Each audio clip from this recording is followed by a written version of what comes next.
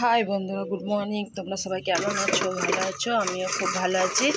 এত বৃষ্টি কি বলবো বাবা, এতগুলো বাসন কি করে নিয়ে যাবো রে। তো চলো বাসনগুলো আমি এক এক করে বার করতে থাকি ঘর থেকে। সব বৃষ্টিতে ভরে গেছে এই বারান্দায়, সব ভাঙা দেখতে পাচ্ছ। এখান থেকে জোর বৃষ্টি হলে এই বারান্দাতেও চলে যায়। দেখো সব এই বারান্দাতে চলে যাচ্ছে।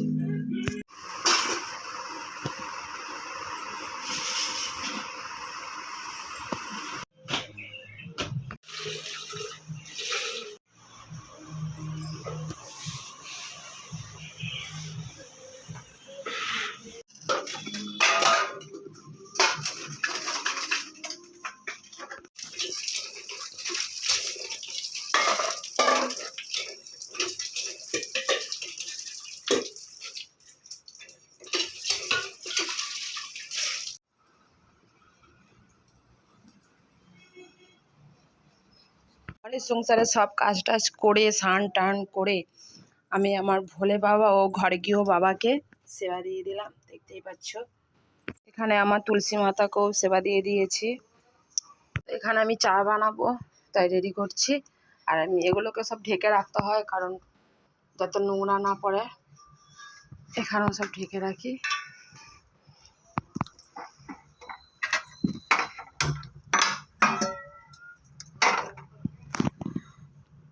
তো চাটা বানিয়ে নিই। চাটা আমার হয়ে গেছে, নামিয়ে নিই। দুধ চা বানালাম একটু, চলো নামিয়ে নিই। এখানে চা নিয়ে নিয়েছি ছেলের আর আমার, তো ছেলেকে নামিয়ে দিই।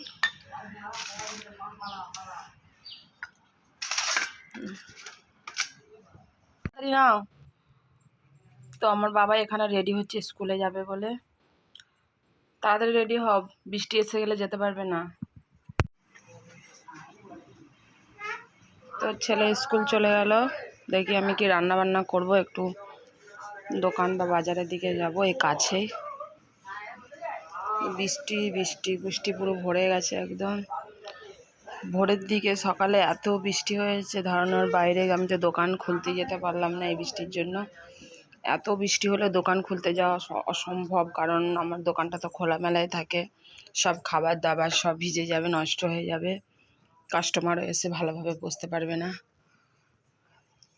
ভাত করার জন্য আমি জল বসিয়ে দিয়েছি, জলটা ফুটে গেলে আমি চালটা ধুয়ে দেবো। তো আমি বাজারে আর যাইনি, বারবার বৃষ্টি আসছে বলে ভিজে যাবো, তো শরীরটা খুব একটা ভালো নয়।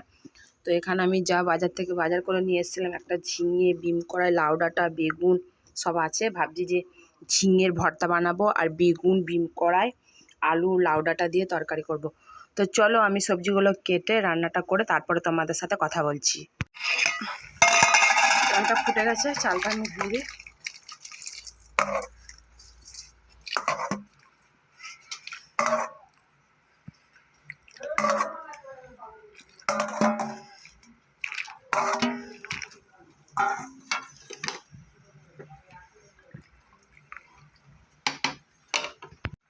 তো এখানে ঝিঙে ভর্তা করার জন্য ঝিঙে ভাতের মধ্যে সিদ্ধ করতে দিয়েছি। তো দেখছি ভাতটা হয়েছে কি। হ্যাঁ, ভাতটা হয়ে গেছে। আগে আমি ঝিঙেগুলো এক এক করে তুলে নিই।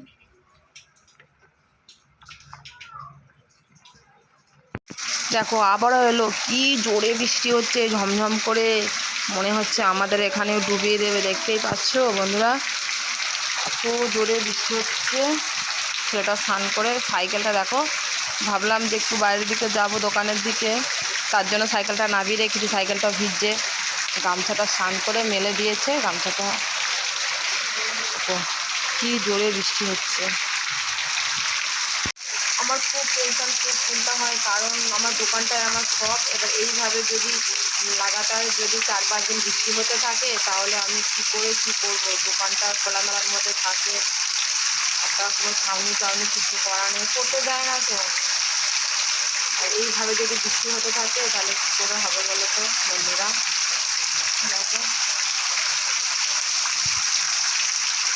গরিব মানুষ, খেটে খাওয়া মানুষ, যারা একটু খোলামেলা ফাঁকা জায়গায় যারা করে থাকে তারা কী করে কী করবে। এই কিছুদিন আগে 1 সপ্তাহ বৃষ্টি হয়েছে, আবার কাল থেকে শুরু হয়ে গেছে বৃষ্টি। সামনে আবার পুজো এসে গেছে, সকালবেলায় জানে কী হবে।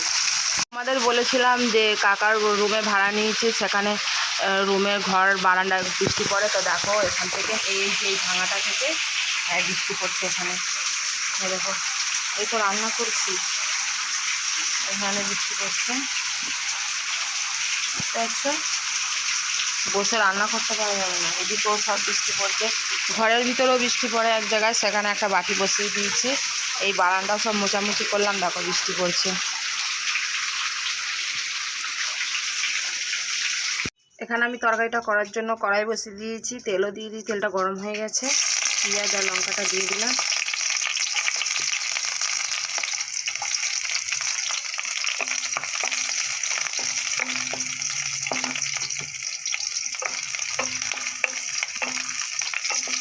কারণ তরকারিটা একটু অল্প করে বানাবো তো, তাই অল্পই একটা ছোটো দেখে পেঁয়াজ আর তিনটে মতো কাঁচা লঙ্কা দিয়েছি।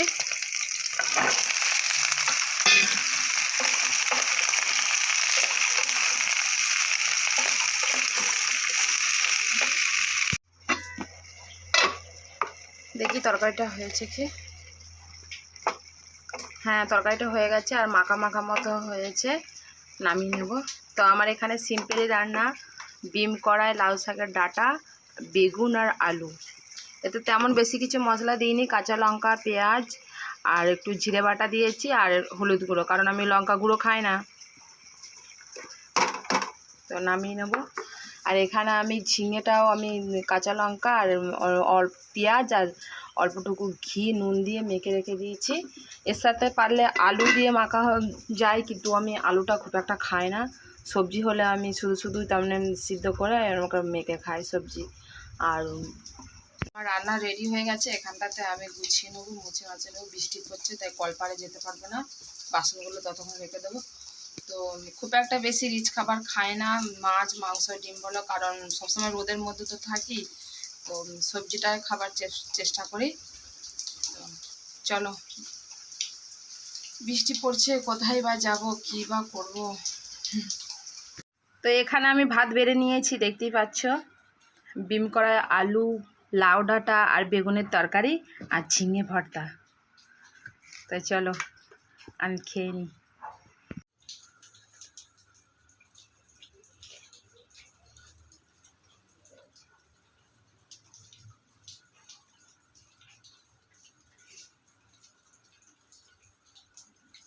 খুব ভালো খেতে হয়েছে ঝিঙে ভাতাটা, আর ডিম করার তরকারিটাও খুব ভালো হয়েছে। ছেলেটা তো স্কুলে গেছে, ও আসবে 4টার সময়, আর আমি তো কী করবো, এখন বাজে 1:30, তো ভাত বেড়ে খেতে বসে গেছি। আর বৃষ্টিটা একটু থেমেছে এখন, এবার যদি পুরোপুরি একটু যদি থেমে যায় তো দোকান খুলতে চলে যাব। তার জন্য আমি আমার বাসন ফাসন সব ধোয়া হয়ে গেছে, গ্যাস ফ্যাস সব মোচা পরিষ্কার করা হয়ে গেছে। ভাতটা খেয়ে নিই, খেয়ে 10 মিনিট মতো রেস্ট নেবো, নিয়ে যদি বৃষ্টিটা থেমে যায় আবার আমি আমার ধান্দায় চলে যাব। চলো আমি খেয়ে নিই।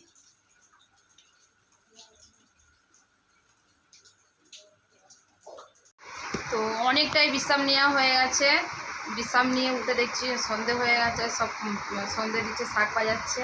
তো বৃষ্টি আর থামছে না, মোটেই থামছে না, দোকান তো খুলতে যেতে পারলাম না। খুবই চিন্তা কি বলবো, দোকানটা খোলামেলার মধ্যে থাকে, কোনো কিছু ছাউনি নেই, ঢাকা দেওয়ার সিস্টেম নেই, তো দোকানের ভিতরে খাবার দাবারগুলো সব ভিজে যায়, নষ্ট হয়, অনেক ক্ষতি হয় জানো বন্ধুরা। আর এত বৃষ্টি হচ্ছে একদম ছাড়ার নাম করছে না। আর দেখো বাইরেটা লাইট জ্বলছে বলে তাই অনেক সন্ধ্যা হয়ে গেছে, এখন তোমার 6:05। তো দেখতে পাচ্ছ আমি নতুন জামা টামা পরে রেডি হয়েছে, কারণ শর্ট ভিডিও বানাবো, এখনও বানাবো। তো সন্ধে হয়ে গেছে, আমি সন্ধেটা দিয়ে দিই, তারপরে কথা বলছি। তো দেখতে পাচ্ছ ঘরের ভিতরে ঘর বানিয়ে নিয়েছি, শুয়ে পড়েছি বন্ধুরা। দেখতে পাচ্ছ জিরো ল্যাম্প জ্বেলে দিয়েছি, দেখতে পাচ্ছ মশারি খাটিয়ে নিয়েছি, প্রচুর মশা হয়েছে, বৃষ্টি পড়ছে তো অনেক মশা। তো ভিডিওটা এখানেই শেষ করলাম, ভুলেই যাচ্ছিলাম শেষ করতে। তো শুয়ে পড়েছি, তো কারেন্ট চলে গিয়েছিল, তখন শুয়ে পড়েছি, তারপর কারেন্টটা এসে গেছে। আর তো চারিদিকে সবাই তো ঘুমিয়ে পড়েছে, অনেকটা রাত হয়ে গেছে বাড়ির আশেপাশে। তো ভিডিওটা এখানেই শেষ করলাম। ভালো লাগলে লাইক, কমেন্ট, শেয়ার, সাবস্ক্রাইবার অবশ্যই করবে। Tata, bye bye, good night.